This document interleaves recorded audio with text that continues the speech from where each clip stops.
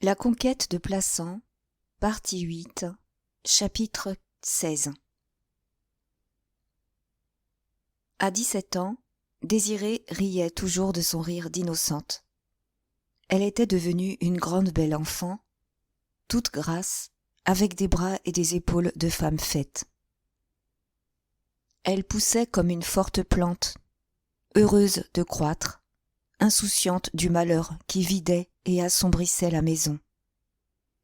« Tu ne ris pas ?» disait-elle à son père. « Veux-tu jouer à la corde ? C'est ça qui est amusant. » Elle s'était emparée de tout un carré du jardin. Elle bêchait, plantait des légumes, arrosait. Les gros travaux étaient sa joie. Puis elle avait voulu avoir des poules qui lui mangeaient ses légumes, des poules qu'elle grondait avec des tendresses de mère. À ses jeux, dans la terre, au milieu des bêtes, elle se salissait terriblement. « C'est un vrai torchon !» criait Rose. « D'abord, je ne veux plus qu'elle entre dans ma cuisine. Elle met de la boue partout.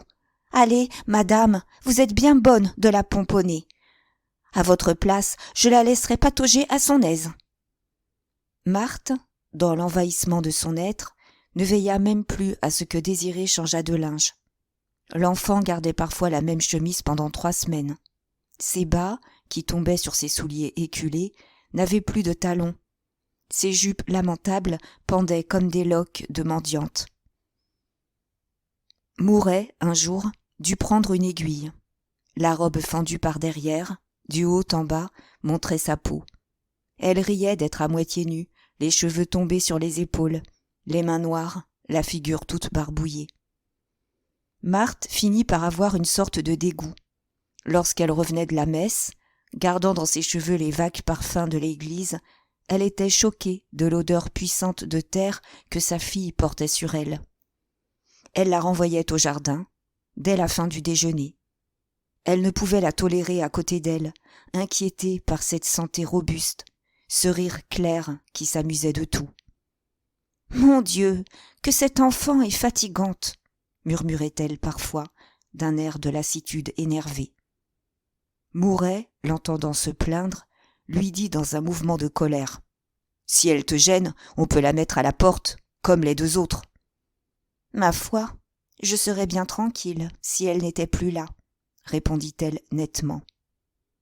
Vers la fin de l'été, une après-midi, Mouret s'effraya de ne plus entendre Désirée, qui faisait, quelques minutes auparavant, un tapage affreux dans le fond du jardin. Il courut, il la trouva par terre, tombée d'une échelle sur laquelle elle était montée pour cueillir des figues. Les buis avaient heureusement amorti sa chute. Mouret, épouvanté, la prit dans ses bras en appelant au secours. Il la croyait morte, mais elle revint à elle, assura qu'elle ne s'était pas fait de mal, et voulut remonter sur l'échelle. Cependant, Marthe avait descendu le perron. Quand elle entendit Désirée rire, elle se fâcha. « Cette enfant me fera mourir, » dit-elle. « Elle ne sait qu'inventer pour me donner des secousses. Je suis sûre qu'elle s'est jetée par terre exprès. Ce n'est plus tenable. Je m'enfermerai dans ma chambre. Je partirai le matin pour ne rentrer que le soir. Oui, ris donc, grande bête. Est-ce possible d'avoir mis au monde une pareille bête ? Va, tu me coûteras cher. »« Ça, c'est sûr, » ajouta Rose, qui était accourue de la cuisine. « C'est un gros embarras, et il n'y a pas de danger qu'on puisse jamais la marier. » Mouret, frappé au cœur, les écoutait, les regardait. Il ne répondit rien. Il resta au fond du jardin avec la jeune fille. Jusqu'à la tombée de la nuit, ils parurent causer doucement ensemble. Le lendemain, Marthe et Rose devaient s'absenter toute la matinée. Elles allaient, à une lieue de Plassans, entendre la messe dans une chapelle dédiée à Saint-Janvier, où toutes les dévotes de la ville se rendaient ce jour-là en pèlerinage. Lorsqu'elles rentrèrent, la cuisinière se hâta de servir un déjeuner froid. Marthe mangeait depuis quelques minutes, lorsqu'elle s'aperçut que sa fille n'était pas à table. « Désirée n'a donc pas faim ? » demanda-t-elle. « Pourquoi ne déjeune-t-elle pas avec nous ?»« Désirée n'est plus ici, » dit Mouret, qui laissait les morceaux sur son assiette. « Je l'ai menée ce matin à Sainte-Trope, chez sa nourrice. » Elle posa sa fourchette, un peu pâle, surprise et blessée. Tu aurais pu me consulter, reprit-elle. Mais lui continua sans répondre directement. Elle est bien chez sa nourrice. Cette brave femme, qui l'aime beaucoup, veillera sur elle. De cette façon, l'enfant ne te tourmentera plus. Tout le monde sera content. Et, comme elle restait muette, il ajouta : Si la maison ne te semble pas assez tranquille, tu me le diras, et je m'en irai. Elle se leva à demi. Une lueur passa dans ses yeux. Il venait de la frapper si cruellement qu'elle avança la main comme pour lui jeter la bouteille à la tête. Dans cette nature si longtemps soumise, des colères inconnues soufflaient. Une haine grandissait contre cet homme qui rôdait sans cesse autour d'elle, pareil à un remords. Elle se remit à manger avec affectation, sans parler davantage de sa fille. Mouret avait plié sa serviette. Il restait assis devant elle, écoutant le bruit de sa fourchette, jetant de lents regards autour de cette salle à manger, si joyeuse autrefois du tapage des enfants, si vide et si triste aujourd'hui. La pièce lui semblait glacée. Des larmes lui montaient aux yeux lorsque Marthe appela Rose pour le dessert. « Vous avez bon appétit, n'est-ce pas, madame ?» dit celle-ci en apportant une assiette de fruits. « C'est que nous avons joliment marché. Si monsieur, au lieu de faire le païen, était venu avec nous, il ne vous aurait pas laissé manger le reste du gigot à vous toute seule. » Elle changea les assiettes, bavardant toujours. « Elle est bien jolie, la chapelle de Saint-Janvier, mais elle est trop petite. Vous avez vu les dames qui sont arrivées en retard. Elles ont dû s'agenouiller dehors, sur l'herbe, en plein soleil. Ce que je ne comprends pas, c'est que madame de Condamine soit venue en voiture. Il n'y a plus de mérite alors à faire le pèlerinage. Nous avons passé une bonne matinée tout de même, n'est-ce pas, madame ? » « Oui, une bonne matinée, » répéta Marthe. « L'abbé Mousseau, qui a prêché, a été très touchant. » Lorsque Rose s'aperçut à son tour de l'absence de Désiré et qu'elle connut le départ de l'enfant, elle s'écria : « Ma foi, monsieur a eu une bonne idée. Elle me prenait toutes mes casseroles pour arroser ses salades. On va pouvoir respirer un peu. »« Sans doute, » dit Marthe qui entamait une poire. Mouret étouffait. Il quitta la salle à manger sans écouter Rose, qui lui criait que le café allait être prêt tout de suite. Marthe, restée seule dans la salle à manger, acheva tranquillement sa poire. Madame Faujas descendait lorsque la cuisinière apporta le café. « Entrez donc, lui dit cette dernière.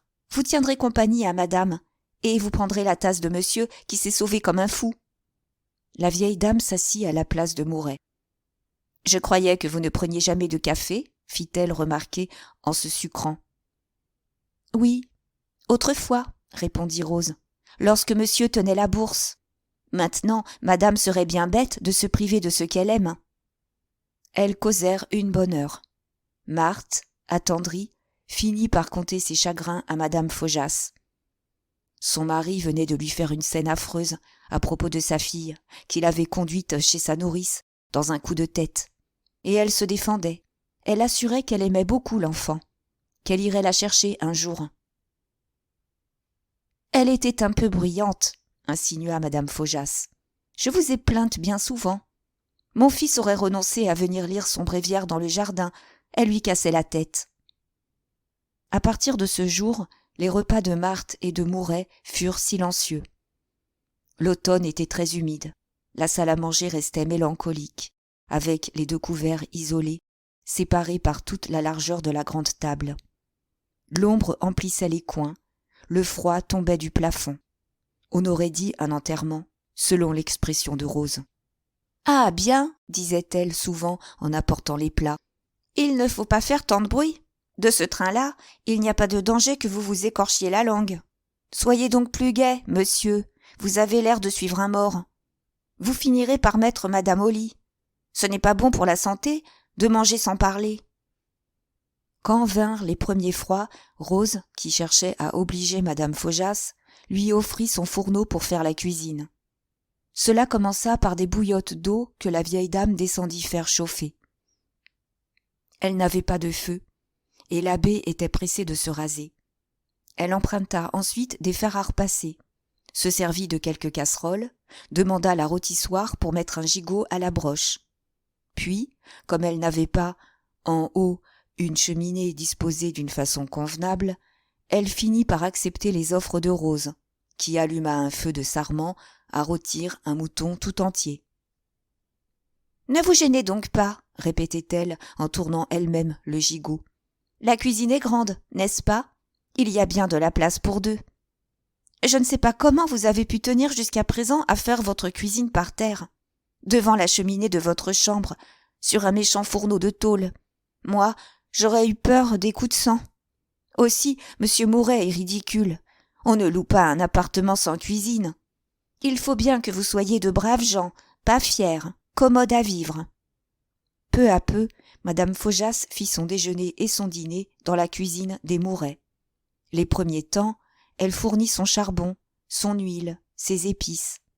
Dans la suite, lorsqu'elle oublia quelques provisions, la cuisinière ne voulut pas qu'elle remontât chez elle.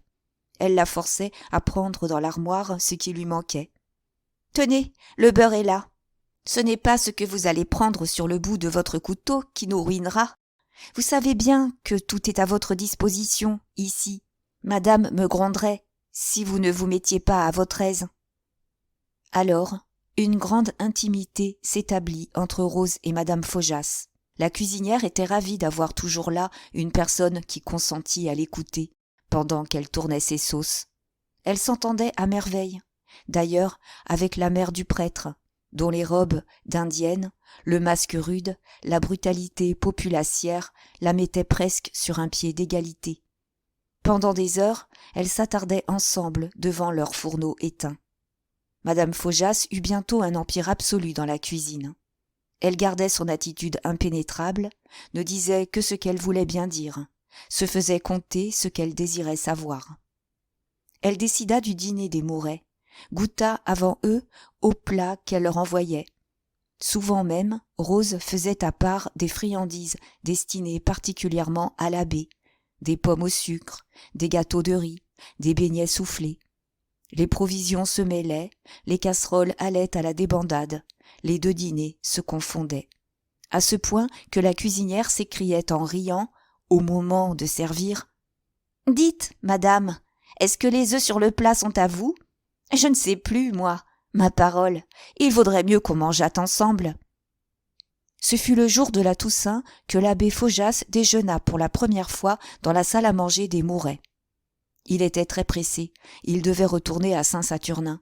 Marthe, pour qu'il perdît moins de temps, le fit asseoir devant la table, en lui disant que sa mère n'aurait pas 2 étages à monter. Une semaine plus tard, l'habitude était prise. Les Faujas descendaient à chaque repas, s'attablaient, allaient jusqu'au café. Les premiers jours, les 2 cuisines restèrent différentes. Puis, Rose trouva ça très bête, disant qu'elle pouvait bien faire de la cuisine pour 4 personnes et qu'elle s'entendrait avec Madame Faujas. « Ne me remerciez pas, » ajouta-t-elle, « c'est vous qui êtes bien gentil de descendre tenir compagnie à madame. Vous allez apporter un peu de gaieté. Je n'osais plus entrer dans la salle à manger. Il me semblait que j'entrais chez un mort. C'était vide à faire peur. Si monsieur boude à présent, tant pis pour lui. Il boudera tout seul. » Le poêle ronflait. La pièce était toute tiède. Ce fut un hiver charmant. Jamais Rose n'avait mis le couvert avec du linge plus net. Elle plaçait la chaise de monsieur le curé près du poêle, de façon qu'il eût le dos au feu. Elle soignait particulièrement son verre, son couteau, sa fourchette. Elle veillait, dès que la nappe avait la moindre tache, à ce que la tache ne fût pas de son côté. Puis, c'étaient 1000 attentions délicates. Quand elle lui ménageait un plat qu'il aimait, elle l'avertissait pour qu'il réservât son appétit. Parfois, au contraire, elle lui faisait une surprise. Elle apportait le plat couvert, riait en dessous des regards interrogateurs, disait, d'un air de triomphe contenu: « C'est pour monsieur le curé, une macreuse farcie aux olives, comme il les aime. Madame, donnez un filet à monsieur le curé, n'est-ce pas? Le plat est pour lui. » Marthe servait. Elle insistait, avec des yeux suppliants, pour qu'il acceptât les bons morceaux. Elle commençait toujours par lui, fouillait le plat, tandis que Rose, penchée au-dessus d'elle, lui indiquaient du doigt ce qu'elles croyaient le meilleur. Et elles avaient même de courtes querelles sur l'excellence de telle ou telle partie d'un poulet ou d'un lapin. Rose poussait un coussin de tapisserie sous les pieds du prêtre. Marthe exigeait qu'il eût sa bouteille de Bordeaux et son pain, un petit pain doré qu'elle commandait tous les jours chez le boulanger. « Eh, rien n'est trop bon !» répétait Rose, quand l'abbé les remerciait. « Qui donc vivrait bien si les braves cœurs comme vous n'avaient pas leurs aises ? Laissez-nous faire, le bon Dieu payera cette dette. » Madame Faujas, assise à table en face de son fils, souriait de toutes ces cajoleries. Elle se prenait à aimer Marthe et Rose. Elle trouvait, d'ailleurs, leur adoration naturelle, les regardait comme très heureuse d'être ainsi à genoux devant son Dieu.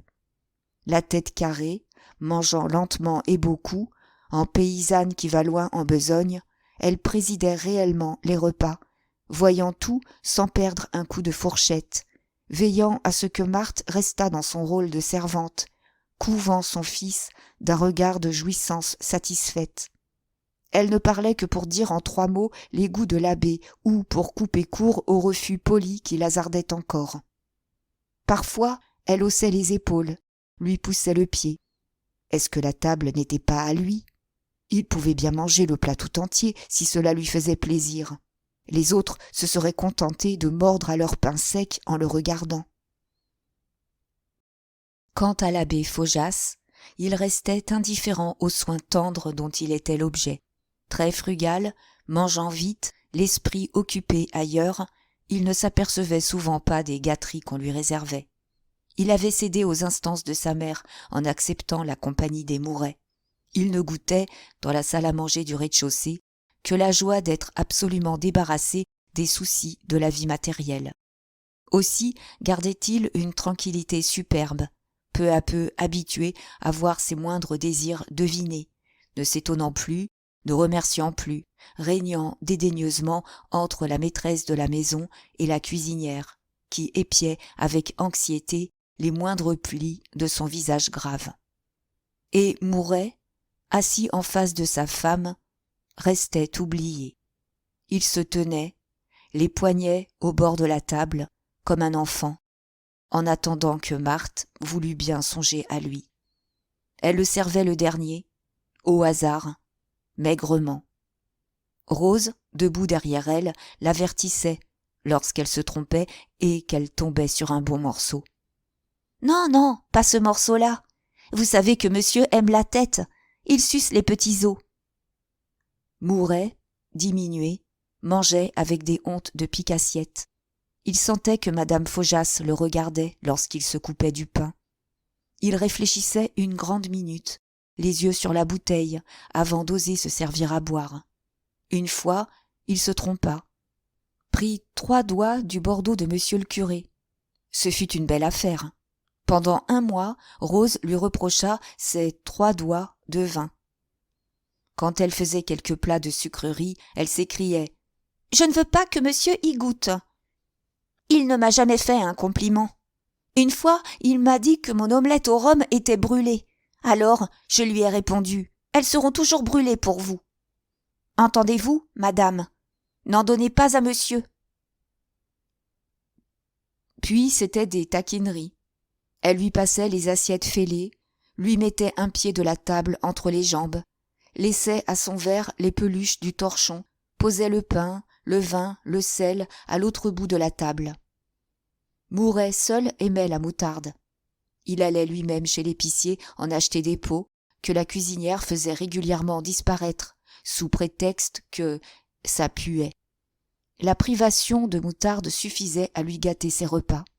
Ce qui le désespérait plus encore, ce qui lui coupait absolument l'appétit, c'était d'avoir été chassé de sa place, de la place qu'il avait occupée de tout temps devant la fenêtre et qu'on donnait au prêtre comme étant la plus agréable. Maintenant, il faisait face à la porte. Il lui semblait manger chez des étrangers, depuis qu'à chaque bouchée, il ne pouvait jeter un coup d'œil sur ses arbres fruitiers.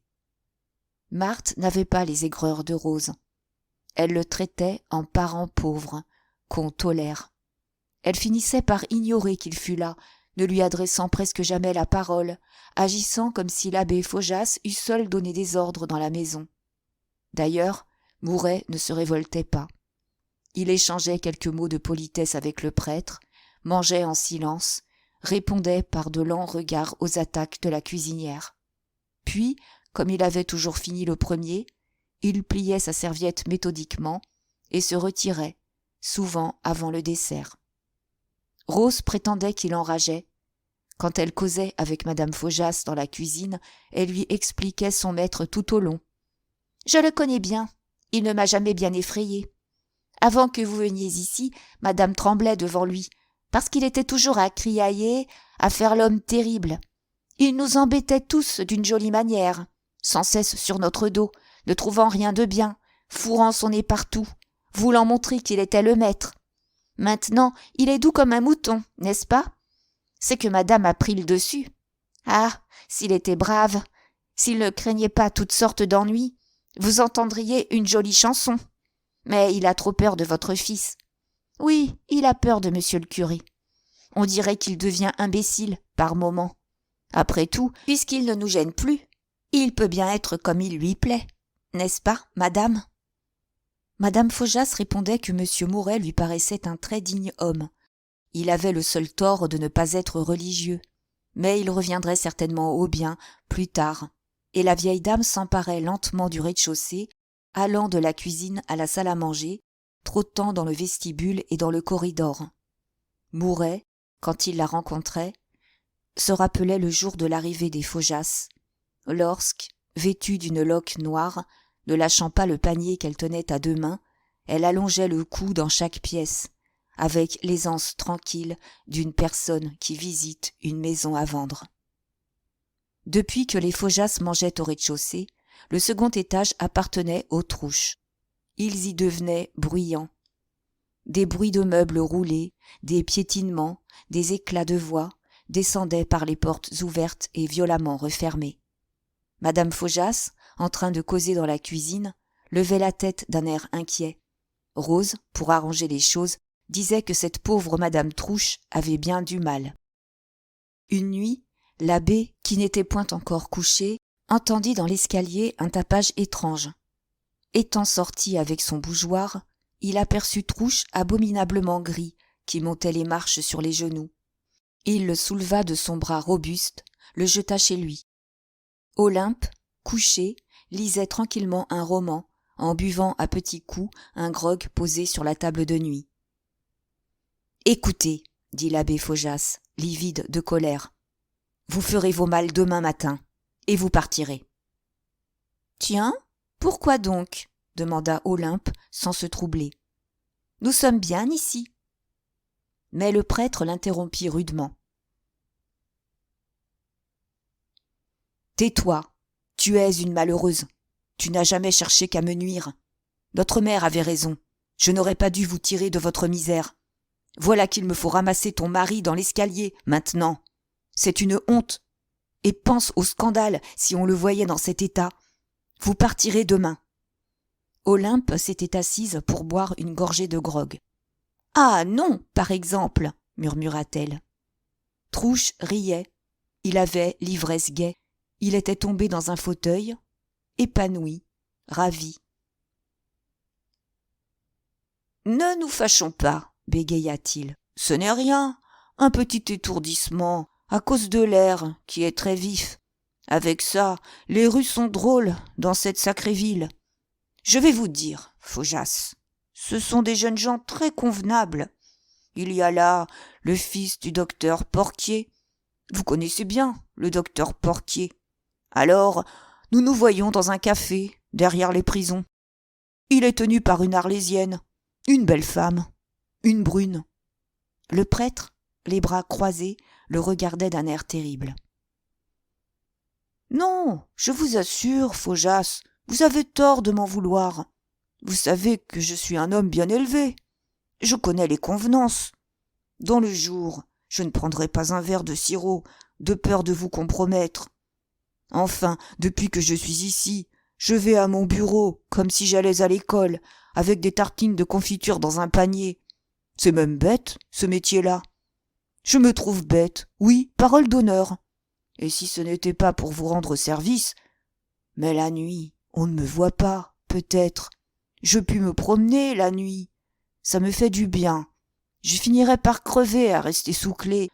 D'abord, il n'y a personne dans les rues. Elles sont si drôles. Ivrogne, dit le prêtre entre ses dents serrées. Vous ne faites pas la paix? Tant pis, mon cher. Moi, je suis bon enfant. Je n'aime pas les fichues mines. Si ça vous déplaît, je vous plante là, avec vos béguines.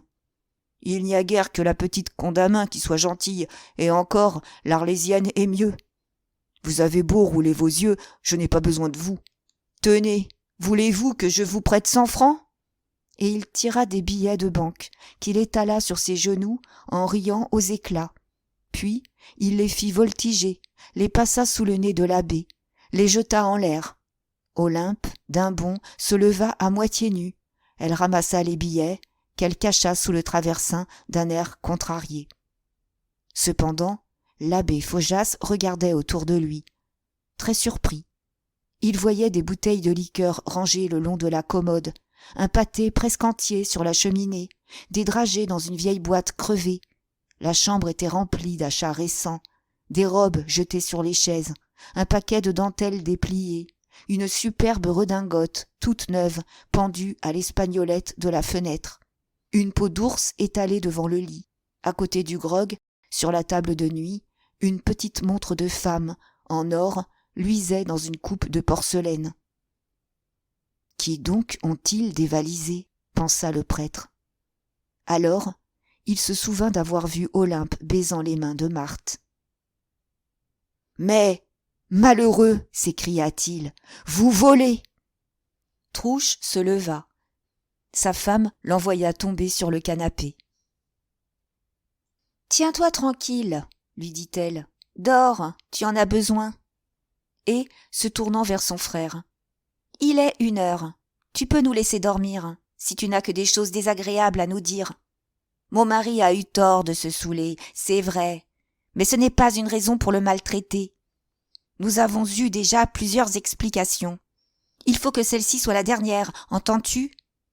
Ovide, nous sommes frères et sœurs, n'est-ce pas? Eh bien, je te l'ai dit, nous devons partager. Tu te goberges en bas, tu te fais faire des petits plats, tu vis comme un bienheureux entre la propriétaire et la cuisinière. Ça te regarde.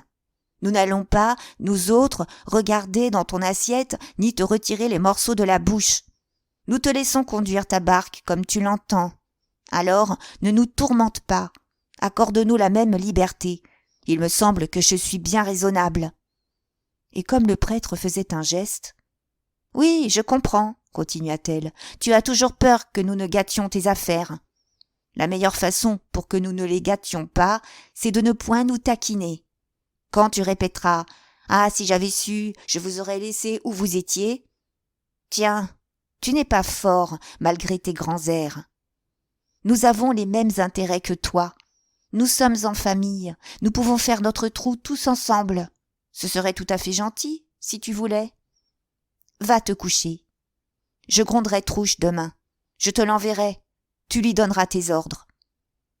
Sans doute, murmura l'ivrogne, qui s'endormait. Faujas, c'est drôle. Je ne veux pas de la propriétaire. J'aime mieux ses écus. Alors, Olympe se mit à rire effrontément, en regardant son frère. Elle s'était recouchée, s'arrangeant commodément, le dos contre l'oreiller. Le prêtre, un peu pâle, réfléchissait. Puis il s'en alla, sans dire un mot, tandis qu'elle reprenait son roman et que Trouche ronflait sur le canapé. Le lendemain, Trouche, dégrisé, eut un long entretien avec l'abbé Faujas. Lorsqu'il revint auprès de sa femme, il lui apprit à quelles conditions la paix était faite. « Écoute, mon chéri, lui dit-elle, contente-le, fais bien ce qu'il demande. Tâche surtout de lui être utile, puisqu'il t'en donne les moyens. J'ai l'air brave quand il est là. Mais, au fond, je sais qu'il nous mettrait à la rue, comme des chiens, si nous le poussions à bout. Et je ne veux pas m'en aller. Es-tu sûr qu'il nous gardera ? Oui, ne crains rien, répondit l'employé. Il a besoin de moi. Il nous laissera faire notre pelote. À partir de ce moment, Trouche sortit tous les soirs, vers 9 heures, lorsque les rues étaient désertes. Il racontait à sa femme qu'il allait dans le vieux quartier faire de la propagande pour l'abbé. D'ailleurs, Olympe n'était pas jalouse. Elle riait lorsqu'il lui rapportait quelque histoire risquée. Elle préférait les chatteries solitaires, les petits verres pris toute seule, les gâteaux mangés en cachette, les longues soirées passées chaudement dans le lit, à dévorer un vieux fond de cabinet de lecture, découvert par elle rue Canquois. Trouche rentrait gris raisonnablement. Il ôtait ses souliers dans le vestibule pour monter l'escalier sans bruit. Quand il avait trop bu, quand il empoisonnait la pipe et l'eau-de-vie, sa femme ne le voulait pas à côté d'elle. Elle le forçait à coucher sur le canapé. C'était alors une lutte sourde, silencieuse. Il revenait avec l'entêtement de l'ivresse, s'accrochait aux couvertures. Mais il chancelait, glissait, tombait sur les mains, et elle finissait par le rouler comme une masse. S'il commençait à crier, elle le serrait à la gorge, le regardant fixement, murmurant « Ovide t'entend, Ovide va venir ». Il était alors pris de peur, ainsi qu'un enfant auquel on parle du loup. Puis il s'endormait en mâchant des excuses. D'ailleurs, dès le soleil levé, il faisait sa toilette d'homme grave, essuyait de son visage marbré les hontes de la nuit, mettait une certaine cravate qui, selon son expression, lui donnait l'air calotin. Il passait devant les cafés en baissant les yeux. À l'œuvre de la Vierge, on le respectait. Parfois, lorsque les jeunes filles jouaient dans la cour, il levait un coin du rideau, les regardait d'un air paterne, avec des flammes courtes qui flambaient sous ses paupières à demi baissées. Les Trouches étaient encore tenues en respect par madame Faujas. La fille et la mère restaient en continuelle querelle, l'une se plaignant d'avoir toujours été sacrifiée à son frère, l'autre la traitant de mauvaise bête qu'elle aurait dû écraser au berceau. Mordant à la même proie, elle se surveillait, sans lâcher le morceau, furieuse, inquiète de savoir laquelle des deux taillerait la plus grosse part. Madame Faujas voulait toute la maison. Elle en défendait jusqu'aux balayures contre les doigts crochus d'Olympe. Lorsqu'elle s'aperçut des grosses sommes que celle-ci tirait des poches de Marthe, elle devint terrible. Son fils ayant haussé les épaules en homme qui dédaigne ses misères et qui se trouve forcé de fermer les yeux, elle eut à son tour une explication épouvantable avec sa fille, qu'elle appela voleuse, comme si elle eût pris l'argent dans sa propre poche. « Hein, maman, c'est assez, n'est-ce pas ?» dit Olympe, impatientée. « Ce n'est pas votre bourse qui danse, peut-être. Moi, je n'emprunte encore que de l'argent. Je ne me fais pas nourrir. »« Que veux-tu dire, méchante gale ?» balbutia madame Faujas, au comble de l'exaspération. « Est-ce que nous ne payons pas nos repas ? Demande à la cuisinière, elle te montrera notre livre de comptes. » Olympe éclata de rire. « Ah, très joli !» reprit-elle. « Je le connais, le livre de comptes. Vous payez les radis et le beurre, n'est-ce pas ? Tenez, maman, restez au rez-de-chaussée. Je ne vais pas vous y déranger, moi. Mais ne montez plus me tourmenter ou je crie. Vous savez qu'Ovide a défendu qu'on fît du bruit. » Madame Faujas redescendait en grondant. Cette menace de tapage la forçait à battre en retraite. Olympe, pour se moquer, chantonnait derrière son dos. Mais lorsqu'elle allait au jardin, sa mère se vengeait, sans cesse sur ses talons, regardant ses mains, la guettant. Elle ne la tolérait ni dans la cuisine, ni dans la salle à manger. Elle l'avait fâchée avec Rose, à propos d'une casserole prêtée et non rendue. Cependant, elle n'osait l'attaquer dans l'amitié de Marthe, de peur de quelque esclandre dont l'abbé aurait souffert.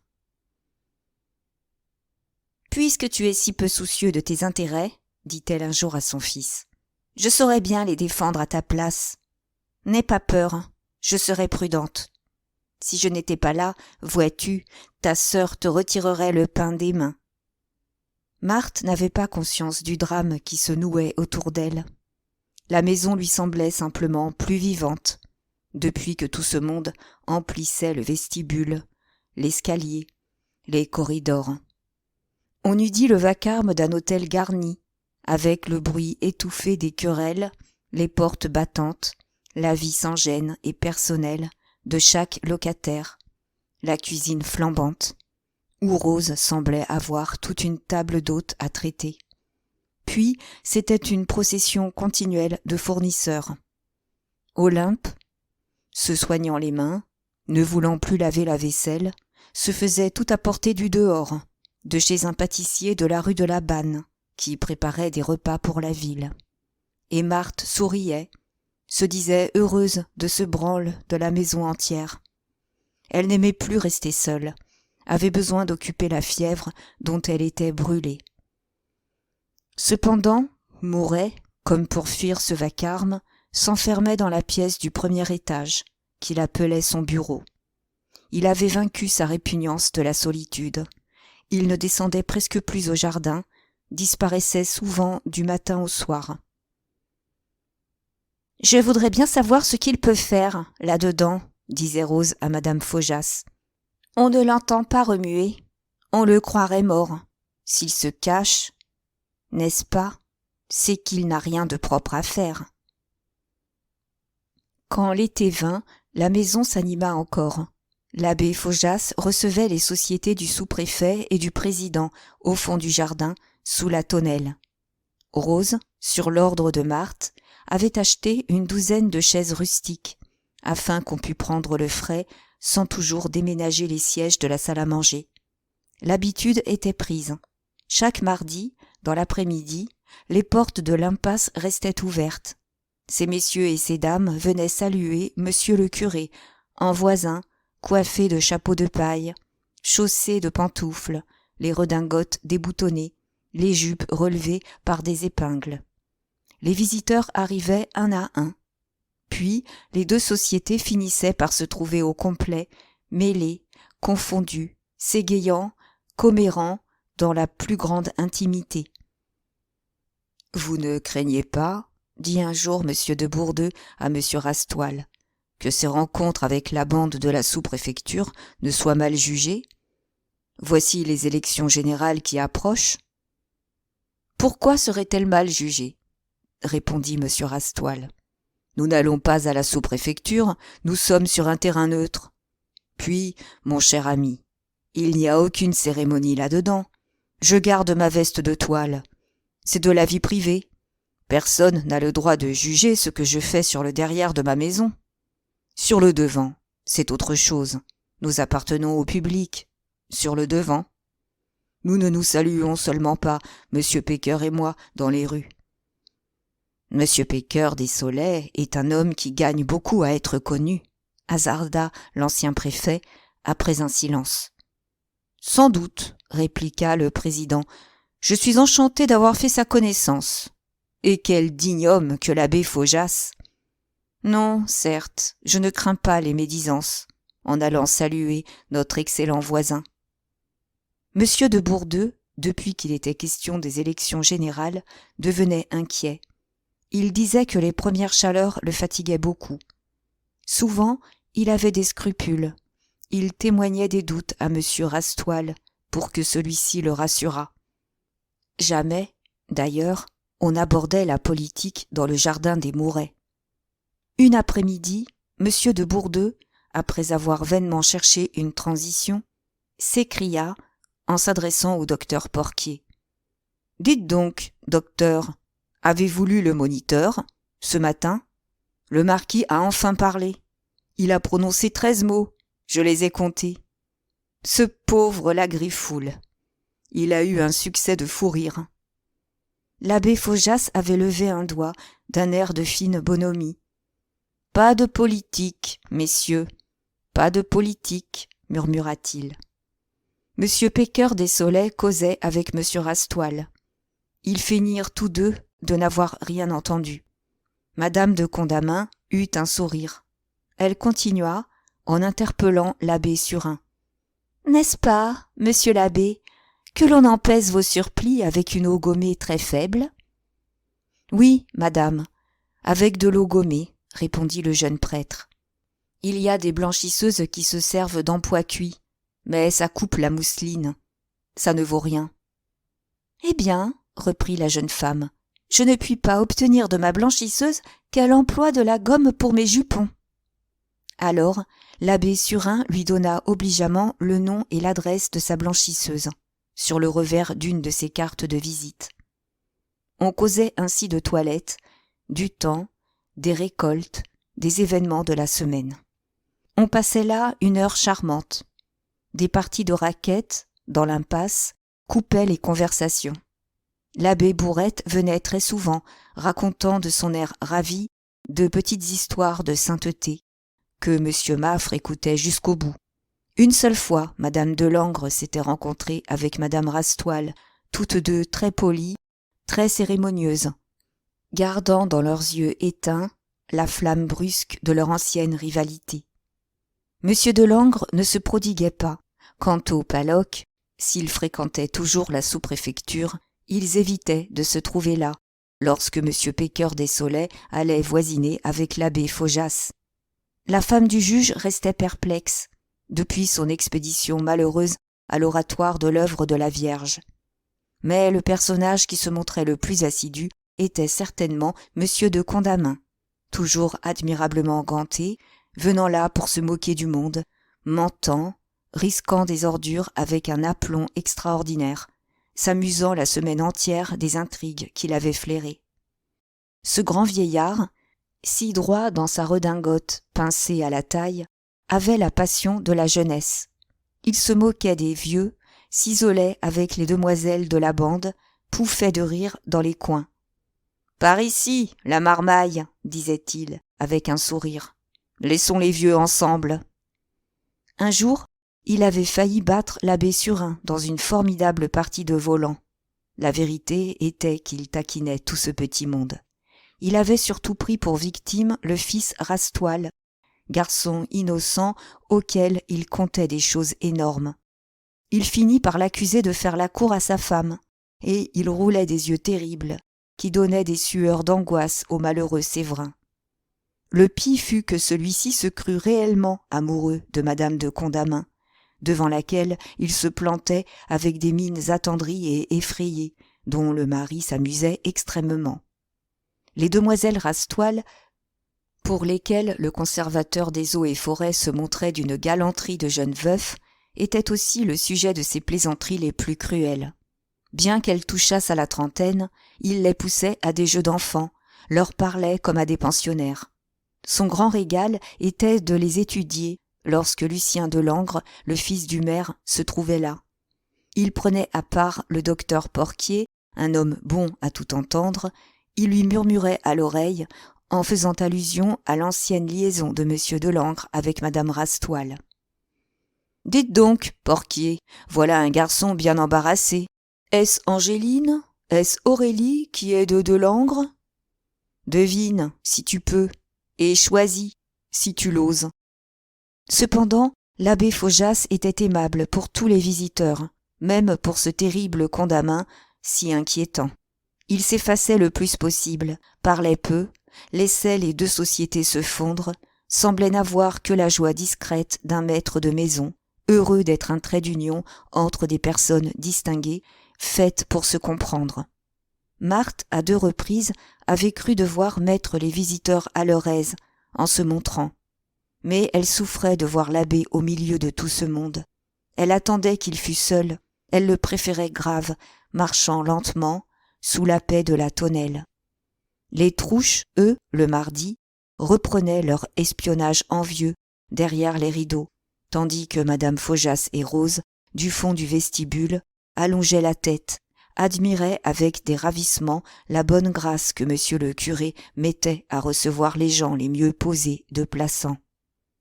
« Allez, madame, disait la cuisinière, on voit bien tout de suite que c'est un homme distingué. Tenez, le voilà qui salue le sous-préfet. Moi, j'aime mieux monsieur le curé, quoique le sous-préfet soit un joli homme. Pourquoi donc n'allez-vous pas dans le jardin? Si j'étais à votre place, je mettrais une robe de soie et j'irais. Vous êtes sa mère, après tout. » Mais la vieille paysanne haussait les épaules. « Il n'a pas honte de moi, répondait-elle, mais j'aurais peur de le gêner. J'aime mieux le regarder d'ici, ça me fait davantage de plaisir. Ah, je comprends ça. Vous devez être bien fier. Ce n'est pas comme M. Mouret, qui avait cloué la porte pour que personne n'entrât. Jamais une visite, pas un dîner à faire. Le jardin vide a donné peur le soir. Nous vivions en loup. Il est vrai que M. Mouret n'aurait pas su recevoir. Il avait une mine, quand il venait quelqu'un, par hasard. Je vous demande un peu s'il ne devrait pas prendre exemple sur monsieur le curé. Au lieu de m'enfermer, je descendrais au jardin, je m'amuserais avec les autres, je tiendrais mon rang, enfin. Non, il est là-haut, caché comme s'il craignait qu'on lui donnât la gale. À propos, voulez-vous que nous montions voir ce qu'il fait, là-haut ? Un mardi, elles montèrent. Ce jour-là, les deux sociétés étaient très bruyantes. Les rires montaient dans la maison par les fenêtres ouvertes, pendant qu'un fournisseur qui apportait aux trouches un panier de vin faisait au second étage un bruit de vaisselle cassée en reprenant les bouteilles vides. Mouret était enfermé à double tour dans son bureau. « La clé m'empêche de voir, » dit Rose, après avoir mis un œil à la serrure. « Attendez, » murmura madame Faujas. Elle tourna délicatement le bout de la clé qui dépassait un peu. Mouret était assis au milieu de la pièce, devant la grande table vide, couverte d'une épaisse couche de poussière, sans un livre, sans un papier. Il se renversait contre le dossier de sa chaise, les bras ballants, la tête blanche et fixe, le regard perdu. Il ne bougeait pas. Les deux femmes, silencieusement, l'examinèrent l'une après l'autre. « Il m'a donné froid aux os, » dit Rose en redescendant. « Avez-vous remarqué ses yeux ? Et quelle saleté ! Il y a bien 2 mois qu'il n'a posé une plume sur le bureau. Moi qui m'imaginais qu'il écrivait là-dedans. Quand on pense que la maison est si gaie et qu'il s'amuse à faire le mort, tout seul. » Chapitre 17. La santé de Marthe causait des inquiétudes au docteur Porquier. Il gardait son sourire affable, la traitait en médecin de la belle société, pour lequel la maladie n'existait jamais et qui donnait une consultation comme une couturière essaye une robe. Mais certains plis de ses lèvres disaient que la chère madame n'avait pas seulement une légère toux de sang, ainsi qu'il le lui persuadait. Dans les beaux jours, il lui conseilla de se distraire, de faire des promenades en voiture, sans se fatiguer pourtant. Alors, Marthe, qui était prise de plus en plus d'une angoisse vague, d'un besoin d'occuper ses impatiences nerveuses, organisa des promenades au village voisin. 2 fois par semaine, elle partait après le déjeuner, dans une vieille calèche repeinte, que lui louait un carrossier de Plassans. Elle allait à 2 ou 3 lieues, de façon à être de retour vers 6 heures. Son rêve caressé était d'emmener avec elle l'abbé Faujas. Elle n'avait même consenti à suivre l'ordonnance du docteur que dans cet espoir. Mais l'abbé, sans refuser nettement, se prétendait toujours trop occupé. Elle devait se contenter de la compagnie d'Olympe ou de madame Faujas. Une après-midi, comme elle passait avec Olympe au village des Tulettes, le long de la petite propriété de l'oncle Macquart, celui-ci, l'ayant aperçue, lui cria, du haut de sa terrasse plantée de 2 mûriers. « Et Mouret ? Pourquoi Mouret n'est-il pas venu ?» Elle dut s'arrêter un instant chez l'oncle, auquel il fallut expliquer longuement qu'elle était souffrante et qu'elle ne pouvait dîner avec lui. Il voulait absolument tuer un poulet. « Ça ne fait rien, dit-il enfin.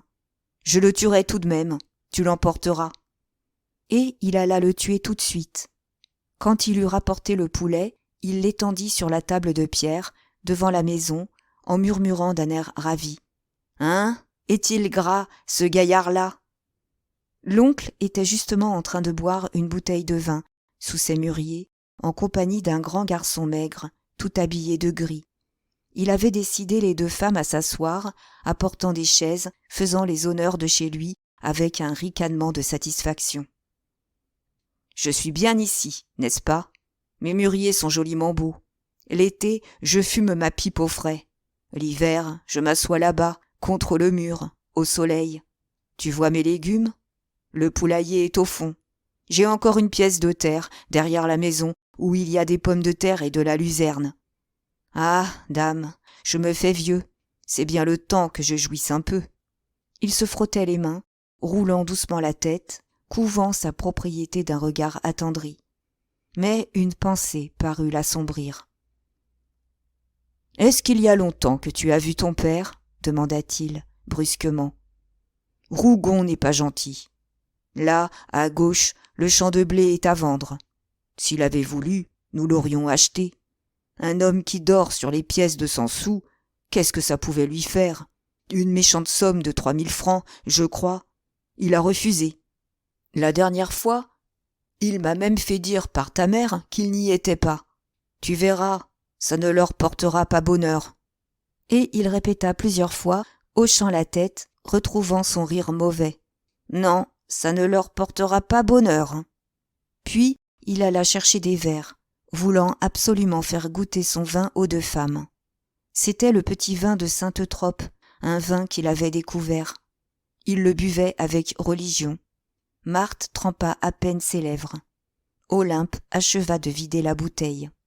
Elle accepta ensuite un verre de sirop. Le vin était bien fort, disait-elle. « Et ton curé, qu'est-ce que tu en fais ?» demanda tout à coup l'oncle à sa nièce. Marthe, surprise, choquée, le regarda sans répondre. « On m'a dit qu'il te serrait de près, » continua l'oncle bruyamment. « Ces soutanes n'aiment qu'à godailler. Quand on m'a raconté ça, j'ai répondu que c'était bien fait pour Mouret. Je l'avais averti. Ah, c'est moi qui te flanquerai le curé à la porte. Mouret n'a qu'à venir me demander conseil. Je lui donnerai même un coup de main, s'il veut. Je n'ai jamais pu les souffrir, ces animaux-là. J'en connais un, l'abbé Fenil, qui a une maison de l'autre côté de la route. Il n'est pas meilleur que les autres, mais il est malin comme un singe. Il m'amuse. Je crois qu'il ne s'entend pas très bien avec ton curé, n'est-ce pas ?» Marthe était devenue toute pâle. « Madame est la sœur de monsieur l'abbé Faujas, » dit-elle en montrant Olympe, qui écoutait curieusement. « Ça ne touche pas madame, ce que je dis, » reprit l'oncle sans se déconcerter. « Madame n'est pas fâchée. Elle va reprendre un peu de sirop. » Olympe se laissa verser 3 doigts de sirop. Mais Marthe, qui s'était levée, voulait partir. L'oncle la força à visiter sa propriété. Au bout du jardin, elle s'arrêta, regardant une grande maison blanche, bâtie sur la pente, à quelques centaines de mètres des Tulettes. Les cours intérieures ressemblaient aux préaux d'une prison. Les étroites fenêtres, régulières, qui marquaient les façades de barres noires, donnaient au corps de logis central une nudité blafarde d'hôpital. « C'est la maison des aliénés, » murmura l'oncle, qui avait suivi la direction des yeux de Marthe. « Le garçon qui est là est un des gardiens. Nous sommes très bien ensemble. Il vient boire une bouteille de temps à autre. » Et, se tournant vers l'homme vêtu de gris, qui achevait son verre sous les mûriers, « Hé, Alexandre !» cria-t-il. « Viens donc dire à ma nièce où est la fenêtre de notre pauvre vieille. » Alexandre s'avança obligeamment. « Voyez-vous ces 3 arbres ?» dit-il, le doigt tendu, comme s'il eût tracé un plan dans l'air. « Eh bien, un peu au-dessus de celui de gauche, vous devez apercevoir une fontaine, dans le coin d'une cour.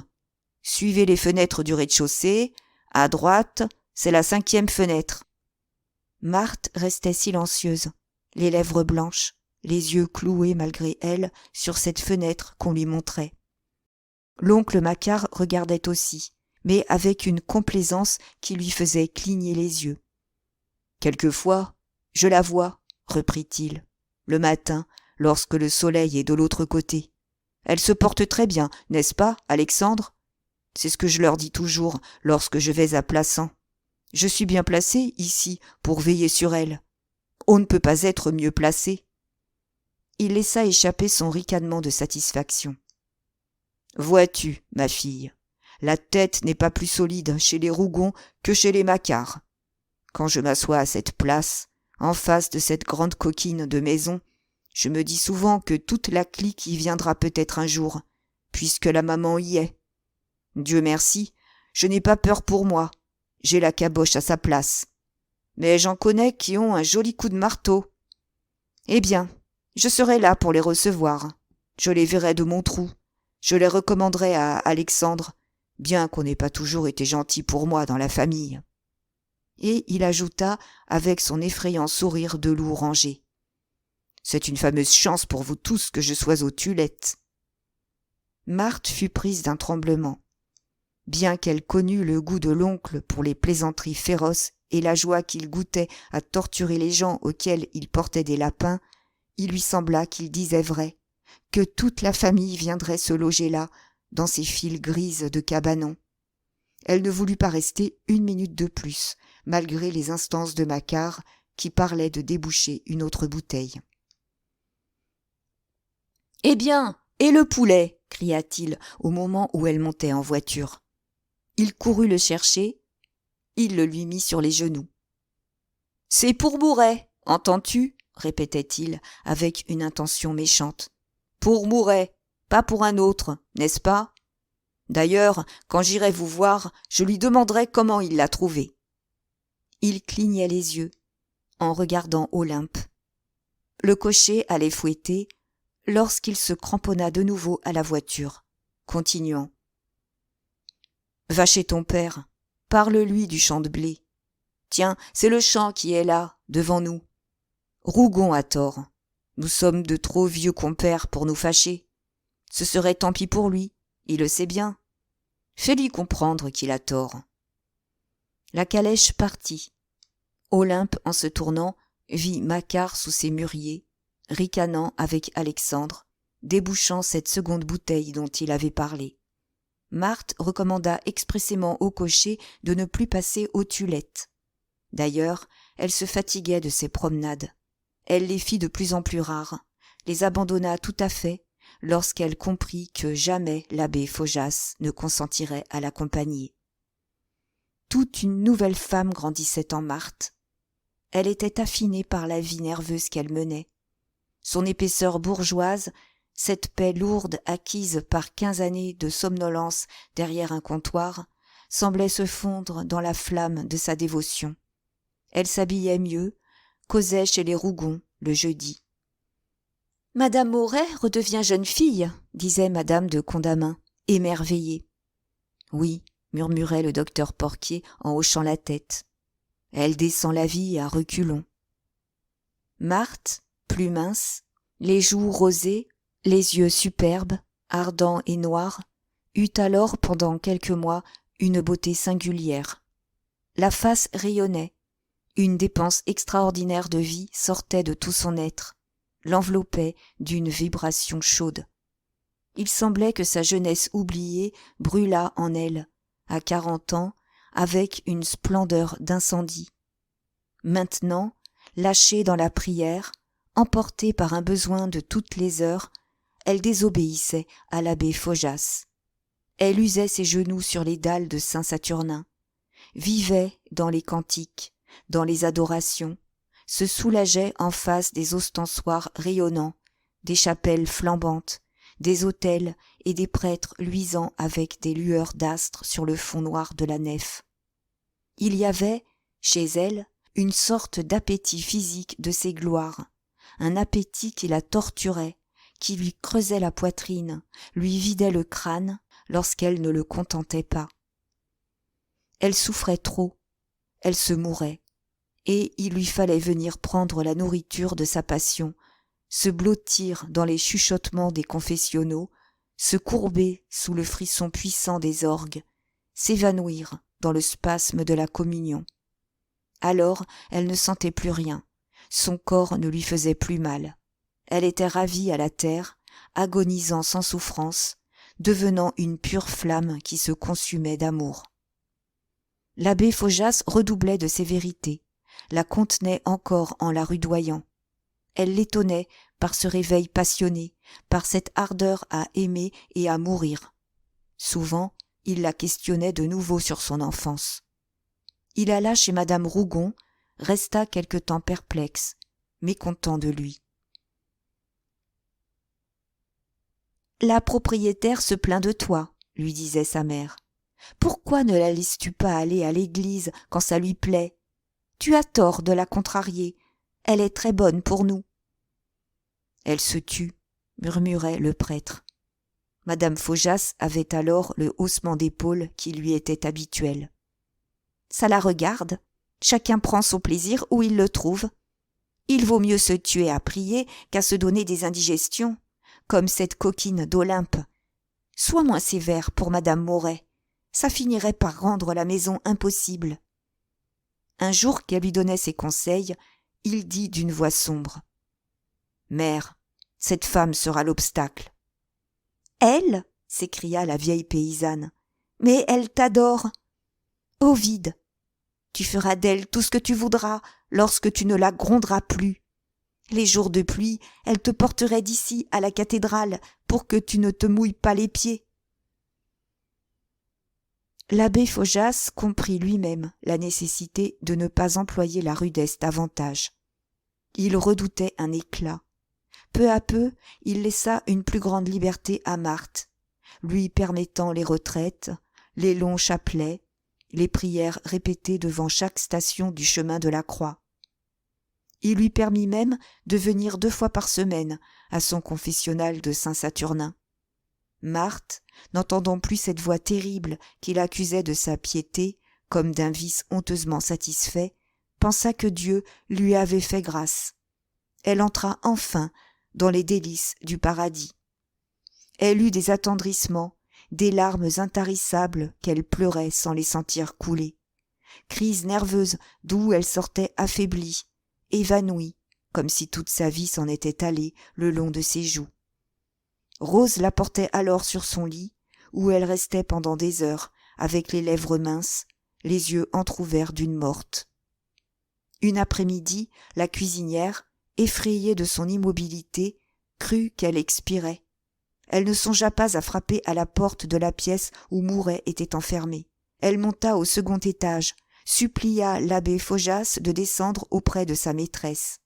Quand il fut là, dans la chambre à coucher, elle courut chercher de l'éther, le laissant seul, en face de cette femme évanouie, jetée en travers du lit. Lui se contenta de prendre les mains de Marthe entre les siennes. Alors, elle s'agita, répétant des mots sans suite.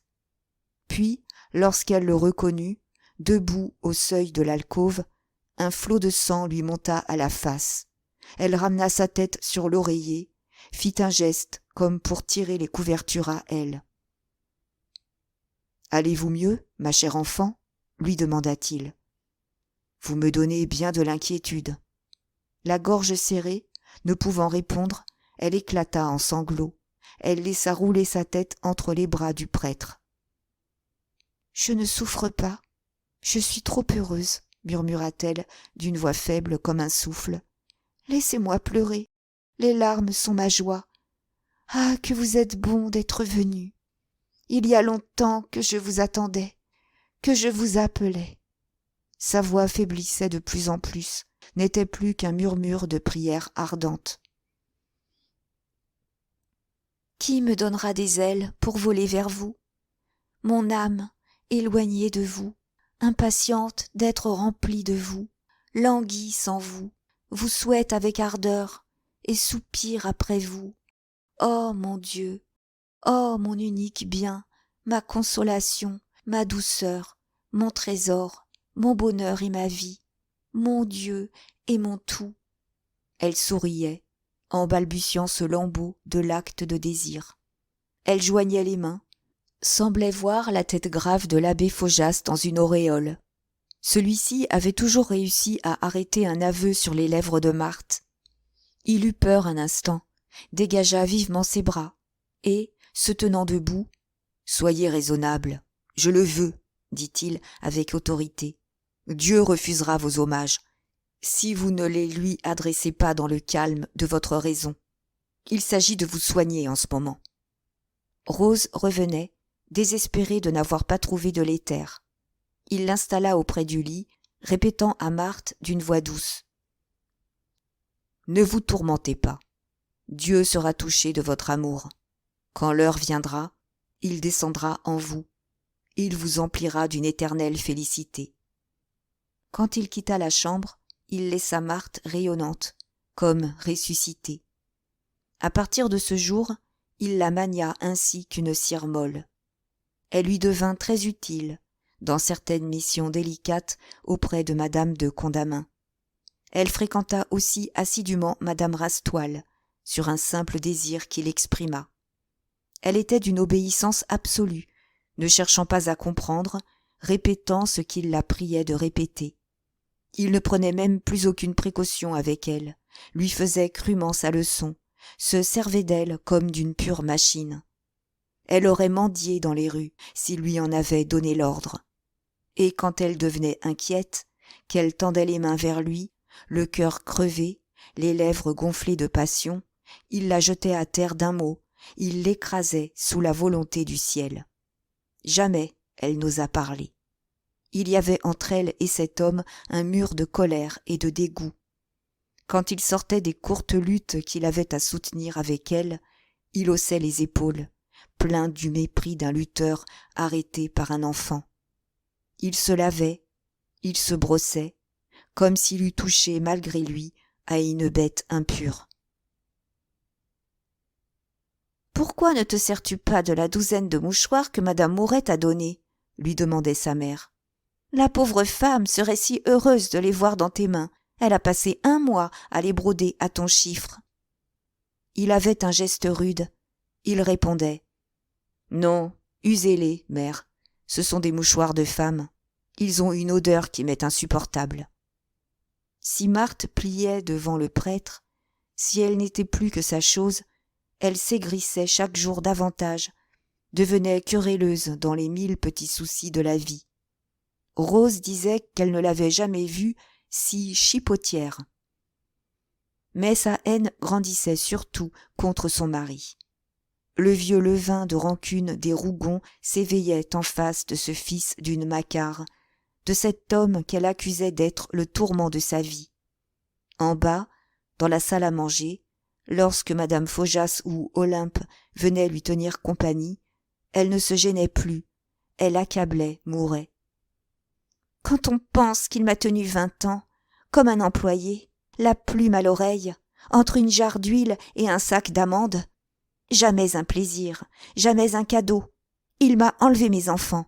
Il est capable de se sauver un de ces matins pour faire croire que je lui rends la vie impossible. Heureusement que vous êtes là. Vous diriez partout la vérité. » Elle se jetait ainsi sur Mouret sans provocation aucune. Tout ce qu'il faisait, ses regards, ses gestes, les rares paroles qu'il prononçait, la mettaient hors d'elle-même. Elle ne pouvait même plus l'apercevoir sans être comme soulevée par une fureur inconsciente. Les querelles éclataient surtout à la fin des repas, lorsque Mouret, sans attendre le dessert, pliait sa serviette et se levait silencieusement. « Vous pourriez bien quitter la table en même temps que tout le monde, » lui disait-elle aigrement. « Ce n'est guère poli, ce que vous faites là. »« J'ai fini, je m'en vais, » répondait-il de sa voix lente. Mais elle voyait dans cette retraite de chaque jour une tactique imaginée par son mari pour blesser l'abbé Faujas. Alors elle perdait toute mesure. « Vous êtes un mal élevé, vous me faites honte, tenez. Ah, je serais heureuse avec vous, si je n'avais pas rencontré des amis qui veulent bien me consoler de vos brutalités. Vous ne savez pas même vous tenir à table. Vous m'empêchez de faire un seul repas paisible. Restez, entendez-vous. Si vous ne mangez pas, vous nous regarderez. » Il achevait de plier sa serviette en toute tranquillité, comme s'il n'avait pas entendu. Puis, à petits pas, il s'en allait. On l'entendait monter l'escalier et s'enfermer à double tour. Alors, elle étouffait, balbutiait. « Oh, le monstre! Il me tue! Il me tue !» Il fallait que madame Faujas la consolât. Rose courait au bas de l'escalier, criant de toutes ses forces, pour que Mouret entendît à travers la porte. « Vous êtes un monstre, monsieur! Madame a bien raison de dire que vous êtes un monstre !» Certaines querelles furent particulièrement violentes. Marthe, dont la raison chancelait, s'imagina que son mari voulait la battre. Ce fut une idée fixe. Elle prétendait qu'il la guettait, qu'il attendait une occasion. Il n'osait pas, disait-elle, parce qu'il ne la trouvait jamais seule. La nuit, il avait peur qu'elle ne criât, qu'elle n'appelât à son secours.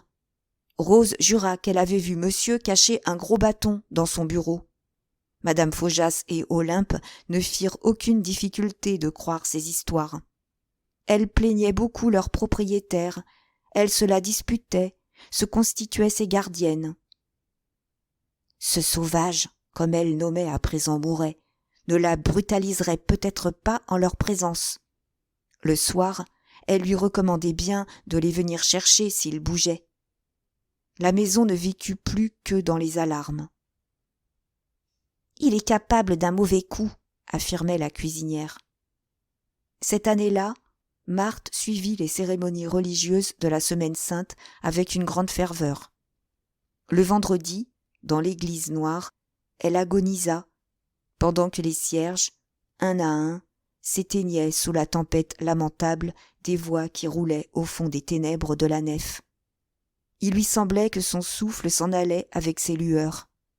Quand le dernier cierge expira, que le mur d'ombre en face d'elle fut implacable et fermé, elle s'évanouit, les flancs serrés, la poitrine vide. Elle resta 1 heure pliée sur sa chaise, dans l'attitude de la prière, sans que les femmes agenouillées autour d'elle s'aperçussent de cette crise. L'église était déserte lorsqu'elle revint à elle. Elle rêvait qu'on la battait de verges, que le sang coulait de ses membres. Elle éprouvait à la tête de si intolérables douleurs qu'elle y portait les mains, comme pour arracher les épines dont elle sentait les pointes dans son crâne. Le soir, au dîner, elle fut singulière. L'ébranlement nerveux persistait. Elle revoyait, en fermant les yeux, les âmes mourantes des cierges s'envolant dans le noir. Elle examinait machinalement ses mains, cherchant les trous par lesquels son sang avait coulé. Toute la passion saignait en elle. Madame Faujas, la voyant souffrante, voulut qu'elle se couchât de bonne heure. Elle l'accompagna, la mit au lit. Mouret, qui avait une clé de la chambre à coucher, s'était déjà retiré dans son bureau, où il passait les soirées. Quand Marthe, les couvertures au menton, dit qu'elle avait chaud, qu'elle se trouvait mieux, Madame Faujas parla de souffler la bougie pour qu'elle dormît tranquillement. Mais la malade se souleva, effarée, suppliante. « Non, n'éteignez pas la lumière. Mettez-la sur la commode, que je puisse la voir. Je mourrai dans ces ténèbres. » Et, les yeux agrandis, comme frissonnant au souvenir de quelque drame affreux, « C'est horrible, horrible !» murmura-t-elle plus bas avec une pitié épouvantée. Elle retomba sur l'oreiller. Elle parut s'assoupir, et madame Faujas quitta la chambre doucement. Ce soir-là, toute la maison fut couchée à 10 heures. Rose, en montant, remarqua que Mouret était encore dans son bureau. Elle regarda par la serrure. Elle le vit endormi sur la table, à côté d'une chandelle de la cuisine dont la mèche lugubre charbonnait. « Ma foi, tant pis. Je ne le réveille pas, dit-elle en continuant à monter. Qu'il prenne un torticolis, si ça lui fait plaisir. » Vers minuit, la maison dormait profondément, lorsque des cris se firent entendre au premier étage. Ce furent d'abord des plaintes sourdes, qui devinrent bientôt de véritables hurlements, des appels étranglés et rauques de victimes qu'on égorge. L'abbé Faujas, éveillé en sursaut, appela sa mère. Celle-ci prit à peine le temps de passer un jupon. Elle alla frapper à la porte de Rose, disant « Descendez vite, je crois qu'on assassine madame Mouret. » Cependant, les cris redoublaient. La maison fut bientôt debout. Olympe se montra, les épaules couvertes d'un simple fichu, suivi de Trouche, qui rentrait à peine, légèrement gris. Rose descendit, suivie des autres locataires. « Ouvrez, ouvrez, madame !» cria-t-elle, la tête perdue, tapant du poing contre la porte. 2 grands soupirs répondirent seuls. Puis un corps tomba, Une lutte atroce parut s'engager sur le parquet au milieu des meubles renversés. Des coups sourds ébranlaient les murs. Un râle passait sous la porte, si terrible que les Faujas et les Trouche se regardèrent en pâlissant. « C'est son mari qui l'assomme, » murmura Olympe. « Vous avez raison, c'est ce sauvage, » dit la cuisinière. « Je l'ai vu, en montant, qui faisait semblant de dormir. Il préparait son coup. » Et, heurtant de nouveau la porte des 2 poings, à la briser, elle reprit. « Ouvrez, monsieur! Nous allons faire venir la garde, si vous n'ouvrez pas. Oh, le gueux, il finira sur l'échafaud !» Alors, les hurlements recommencèrent. Trouche prétendait que le gaillard devait saigner la pauvre dame comme un poulet. « On ne peut pourtant pas se contenter de frapper, » dit l'abbé Faujas en s'avançant. « Attendez. » Il mit une de ses fortes épaules contre la porte, qu'il enfonça d'un effort lent et continu.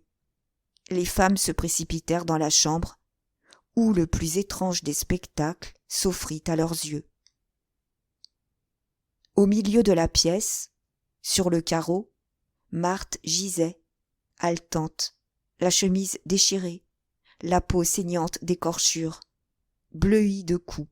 Ses cheveux dénoués s'étaient enroulés au pied d'une chaise. Ses mains avaient dû se cramponner à la commode avec une telle force que le meuble se trouvait en travers de la porte. Dans un coin, Mouret, debout, tenant le bougeoir, la regardait se tordre à terre, d'un air hébété. Il fallut que l'abbé Faujas repoussât la commode. « Vous êtes un monstre !» s'écria Rose en allant montrer le poing à Mouret. « Mettre une femme dans un état pareil ! Il l'aurait achevé si nous n'étions pas arrivés à temps !» Madame Faujas et Olympe s'empressaient autour de Marthe. « Pauvre amie !» murmurait la première. Elle avait un pressentiment ce soir, elle était toute effrayée. « Où avez-vous mal ?» demandait l'autre. « Vous n'avez rien de cassé, n'est-ce pas ? Voilà une épaule toute noire, le genou a une grande écorchure. Calmez-vous, nous sommes avec vous, nous vous défendrons. » Marthe ne geignait plus que comme un enfant. Tandis que les 2 femmes l'examinaient, oubliant qu'il y avait là des hommes, Trouche allongeait la tête en jetant des regards sournois à l'abbé qui, sans affectation, achevait de ranger les meubles. Rose vint aider à la recoucher. Quand elle fut dans le lit, les cheveux noués, ils restèrent tous là un instant, étudiant curieusement la chambre, attendant des détails. Mouret était demeuré debout dans le même coin, sans lâcher le bougeoir, comme pétrifié par ce qu'il avait vu. « Je vous assure, » balbutia-t-il, « je ne lui ai pas fait de mal, je ne l'ai pas touché du bout du doigt. »« Eh, il y a un mois que vous guettez une occasion !» cria Rose exaspérée. « Nous le savons bien, nous vous avons assez surveillé. La chère femme s'attendait à vos mauvais traitements. Tenez, ne mentez pas, cela me met hors de moi. » Les 2 autres femmes, si elles ne se croyaient pas autorisées à lui parler de la sorte, lui jetaient des regards menaçants. « Je vous assure, » répéta Mouret d'une voix douce, « je ne l'ai pas battu. Je venais me coucher, j'avais mis mon foulard. C'est lorsque j'ai touché à la bougie qui était sur la commode qu'elle s'est éveillée en sursaut. Elle a étendu les bras en poussant un cri. Elle s'est mise à se taper le front avec les poings, à se déchirer le corps avec les ongles. » La cuisinière branla terriblement la tête. « Pourquoi n'avez-vous pas ouvert ?» demanda-t-elle. « Nous avons cogné assez fort. »« Je vous assure, ce n'est pas moi, » dit-il de nouveau, avec plus de douceur encore. « Je ne savais pas ce qu'elle avait. Elle s'est jetée par terre, elle se mordait, elle faisait des bonds à crever les meubles. Je n'ai pas osé passer. J'étais imbécile. Je vous ai crié 2 fois d'entrer, mais vous n'avez pas dû m'entendre parce qu'elle criait trop fort. J'ai eu bien peur. Ce n'est pas moi, je vous assure. »« Oui, c'est elle qui s'est battue, n'est-ce pas ?» reprit Rose en ricanant. Et elle ajouta, en s'adressant à madame Faujas. « Il aura jeté son bâton par la fenêtre lorsqu'il nous aura entendus arriver. » Mouret, reposant enfin le bougeoir sur la commode, s'était assis, les mains aux genoux. Il ne se défendait plus. Il regardait stupidement ces femmes, à moitié vêtues, agitant leurs bras maigres devant le lit. Trouche avait échangé un coup d'œil avec l'abbé Faujas.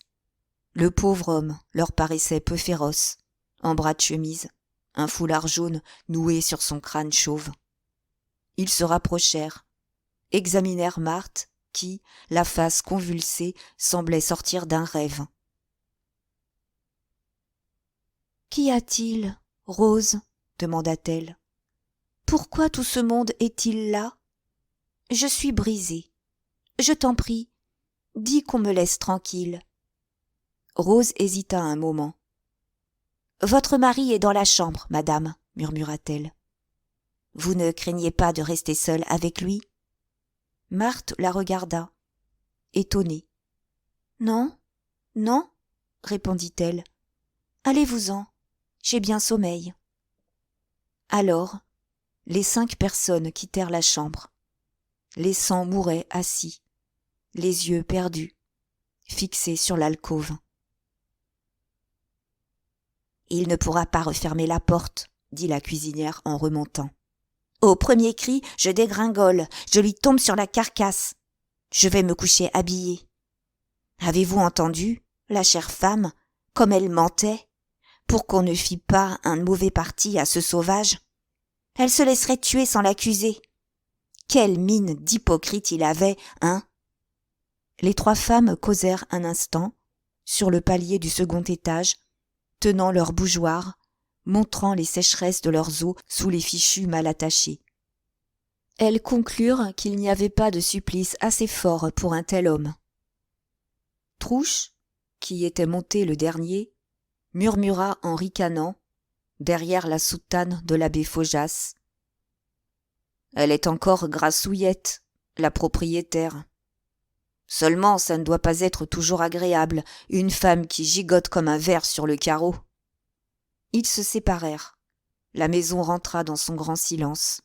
La nuit s'acheva paisiblement. Le lendemain, lorsque les 3 femmes voulurent revenir sur l'épouvantable scène, elles trouvèrent Marthe surprise, comme honteuse et embarrassée. Elle ne répondait pas, coupait court à la conversation. Elle attendit que personne ne fût là pour faire venir un ouvrier qui répara la porte. Madame Faujas et Olympe en conclurent que Madame Mouret voulait éviter le scandale en ne parlant pas. Le surlendemain, le jour de Pâques, Marthe goûta, à Saint-Saturnin, tout un réveil ardent dans les joies triomphantes de la résurrection. Les ténèbres du vendredi étaient balayées par une aurore. L'église s'enfonçait, blanche, embaumée, illuminée, comme pour des noces divines. Les voix des enfants de chœur avaient des sons filés de flûte. Et elle, au milieu de ce cantique d'allégresse, se sentait soulevée par une jouissance plus terrible encore que ses angoisses du crucifiement. Elle rentra, les yeux brûlants, la voix sèche. Elle fit traîner la soirée, causant avec une gaieté qui ne lui était pas ordinaire. Lorsqu'elle monta se coucher, Mouret était déjà au lit. Et, vers minuit, des cris terrifiants réveillèrent de nouveau la maison. La scène de l'avant-veille se renouvela. Seulement, au premier coup de poing donné dans la porte, Mouret vint ouvrir, en chemise, le visage bouleversé. Marthe, toute vêtue, pleurait à gros sanglots, allongée sur le ventre, se cognant la tête contre le pied du lit. Le corsage de sa robe semblait arraché. 2 meurtrissures se voyaient sur son cou mis à nu. « Il aura voulu l'étrangler cette fois » murmura Rose. Les femmes la déshabillèrent. Mouret, après avoir ouvert la porte, s'était remis au lit, frissonnant, pâle comme un linge. Il ne se défendit pas, ne parut même pas entendre les mauvaises paroles, disparaissant, s'enfonçant dans la ruelle. Dès lors, de semblables scènes eurent lieu à des intervalles irréguliers. La maison ne vivait plus que dans la peur de quelque crime. Au moindre bruit, les locataires du second étaient sur pied. Marthe évitait toujours les allusions. Elle ne voulait absolument pas que Rose dressât un lit de sangles pour Mouret dans le bureau. Lorsque le jour se levait, il semblait qu'il emportât jusqu'au souvenir du drame de la nuit. Cependant, peu à peu, dans le quartier, le bruit se répandait qu'il se passait d'étranges choses chez les Mouret. On racontait que le mari assommait la femme, toutes les nuits, à coups de trique. Rose avait fait jurer à madame Faujas et à Olympe de ne rien dire, puisque sa maîtresse paraissait vouloir se taire. Mais elle-même, par ses apitoiements, par ses allusions et ses restrictions, avait contribué à former chez les fournisseurs la légende qui circulait. Le boucher, un farceur, prétendait que Mouret tapait sur sa femme parce qu'il l'avait trouvée avec le curé. Mais la fruitière défendait la pauvre dame, un véritable agneau, incapable de mal tourner, tandis que la boulangère voyait dans le mari un de ces hommes qui brutalisent leurs femmes pour le plaisir. Au marché, on ne nommait plus Marthe que les yeux au ciel, avec ces cajoleries de paroles qu'on a pour les enfants malades. Lorsque Olympe allait acheter une livre de cerises ou un pot de fraises, la conversation tombait inévitablement sur les Mouret. C'était pendant un quart d'heure un flot de paroles attendries. « Eh bien, et chez vous ?»« Ne m'en parlez pas. Elle pleure toutes les larmes de son corps. Ça fait pitié. On voudrait la savoir morte. Elle m'a acheté des artichauts l'autre jour. Elle avait la joue déchirée. Pardi, il la massacre. Et si vous voyez son corps comme je l'ai vu, ce n'est plus qu'une plaie. Il lui donne des coups de talon lorsqu'elle est par terre. J'ai toujours peur de lui trouver la tête écrasée la nuit quand nous descendons. Ça ne doit pas être amusant pour vous de demeurer dans cette maison-là. Moi, je déménagerais. Je tomberais malade à assister toutes les nuits à de pareilles horreurs. Et cette malheureuse, qu'est-ce qu'elle deviendrait? Elle est si distinguée, si douce. Nous restons pour elle. C'est 5 sous, n'est-ce pas, la livre de cerises? Oui, 5 sous. N'importe, vous avez de la constance. Vous êtes une bonne âme. Cette histoire d'un mari qui attendait minuit pour tomber sur sa femme avec un bâton était surtout destinée à passionner les commères du marché. Des détails effrayants grossissaient l'histoire de jour en jour.